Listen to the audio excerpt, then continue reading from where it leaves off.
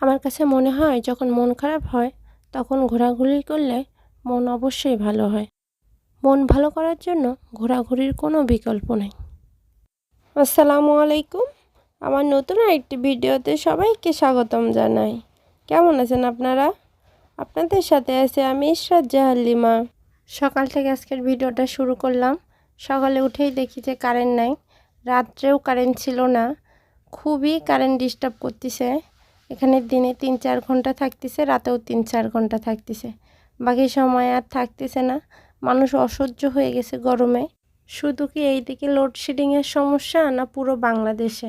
আপনারা যারা আমার ভিডিও দেখতেছেন আপনাদের এলাকার অবস্থা কি একটু কমেন্ট করে জানাবেন। আপনাদের এলাকাও কি এরকম লোডশেডিং হচ্ছে? কারেন্ট না থাকায় চুলার মধ্যে ভাত বসাই দিলাম। এদিকে তরকারি কাটাকুটা করতে করতে ভাত হয়ে যাবে। ভাত হয়ে গেলে দুই চুলায় একেবারেই তরকারি দুইটা বসাই দেব।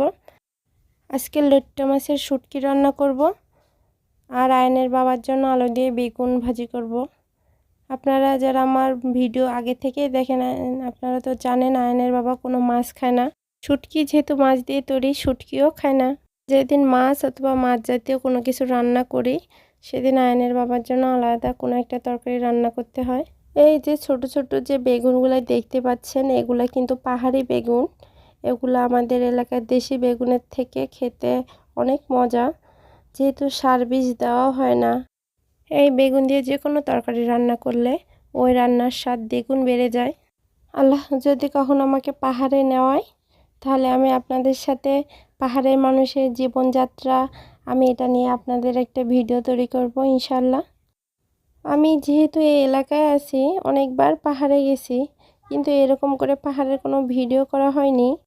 গত বছর আমি সোনাইছড়ি গেছিলাম, ওখানে আমি দেখছি যে পাহাড়ের শাকসবজি সব কিছু তুলতেছে, অনেক শাকসবজি। কিন্তু আমি যেহেতু তখন ভিডিও করতাম না, পেজে এরকম রেগুলার ভিডিও আপলোডও করি নাই, তাই আপনাদের সঙ্গে শেয়ার করা হয়নি আর কি। এবার ইনশাল্লাহ যদি আমি ওইদিকে যাই আপনাদের সঙ্গে আমি এগুলো শেয়ার করব। আর ওই দিকে গেলে একটু ভয়ও লাগে, চারদিকে পাহাড় আর পাহাড়, দিনের বেলায় জনশূন্য, লোকজন নাই। আর আমরা যেহেতু এখানকার স্থানীয় না, খুব ভয় লাগে। আবার এই দিকে যে পাহাড়ি এলাকাগুলো আছে, যেমন টেকনাফের ওইদিকে লোকজনকে কিডন্যাপ করতেছে।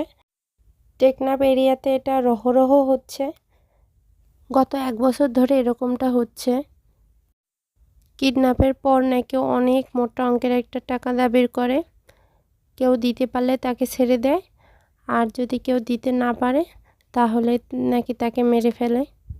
যাই হোক, এসব বিষয় নিয়ে আর কথা না বলি। আমার ভাত হয়ে গেছে, এখন দুই চুলায় দুইটা তরকারি একসঙ্গে বসাই দেব। আজকে আর এরকম কোনো প্যারা নাই, রান্নাবান্না শেষ করে আয়নকে আর পড়াতে হবে না, কারণ আয়নের পরীক্ষা শেষ হয়ে গেছে।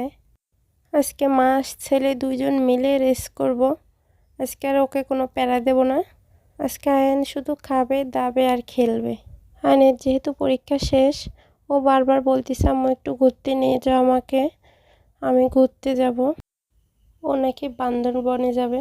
তবে আমার বাসা থেকে বান্দরবন খুব বেশি দূরে না, বাইকে গেলে দিনে গিয়ে দিনেই আসা যায়। এখন আর বান্দরবনে যেতে চাচ্ছি না, কাছে কোথাও ওকে ঘুরে নিয়ে আসবো। ছোট মানুষ তো, ওকে কোনো একটা শিশু পার্কে নিয়ে যাব। তবে এখানে কোনো শিশু পার্ক নাই, শিশু পার্ক অনেক দূরে আছে। আমরা তো অনেক দূরে থাকি, আমরা চাইলেও তো যখন তখন বাড়ি যেতে পারি না। বাড়ি তো কাছে না, যাইতেও তো অনেক সময় লাগে। বাসায় থাকতে থাকতে আর ভালোও লাগে না, মাঝে মধ্যে ঘুরতে না গেলেও ভালো লাগে না। আমাদের তো এখানে কোনো আত্মীয় স্বজন নাই যে আত্মীয় স্বজনের বাড়ি যাব, ভালো না লাগলে, অথবা ভালো লাগতেছে না বাবার বাড়ি গেলাম, ভালো লাগতেছে না ওই আত্মীয়র বাড়িতে গেলাম একটু ঘুরে আসলাম, এরকম তো আর এখানে কোনো সুযোগ নেই। একমাত্র বাহিরে ঘুরতে যাওয়া ছাড়া আর কিছুই নেই। মন খারাপ হলে, কোনো কিছু ভালো না লাগলে ঘুরতে যাও, ঘুরে আসলে মনটা ভালো হয়ে যাবে। মন ভালো করার জন্য ঘোরার কোনো বিকল্পই নাই। যত ঘোরাঘুরি করব তত মন ভালো থাকবে, মন রিফ্রেশমেন্ট হবে, সাথে কাজেও মনোযোগ আসবে। দুই চুলায় দুই তরকারি বসাই দিছি, তাড়াতাড়ি হয়ে যাবে।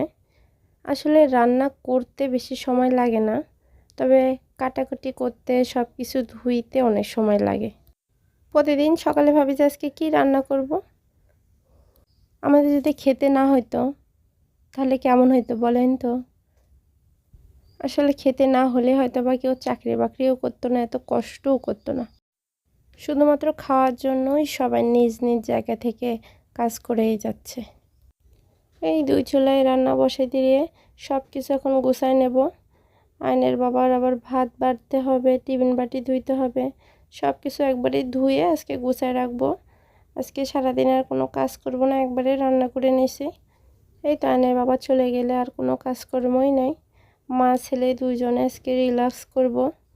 আপনারা যারা আমার ভিডিওটি দেখতেছেন এবং আমার ভিডিওতে লাইক দিচ্ছেন তাদের অসংখ্য ধন্যবাদ। আর যারা দেননি আশা করি তারাও একটা লাইক দিয়ে দেবেন। আর যারা আমার পেজে নতুন আশা করি আপনারা আমার পেজটা ঘুরে আসবেন। আমার ভিডিওগুলো যদি আপনাদের ভালো লাগে তাহলে আমার পেজটি ফলো করবেন। এই তো হাঁড়ি পাতিলগুলো সবগুলো প্রায় ধোয়া শেষ।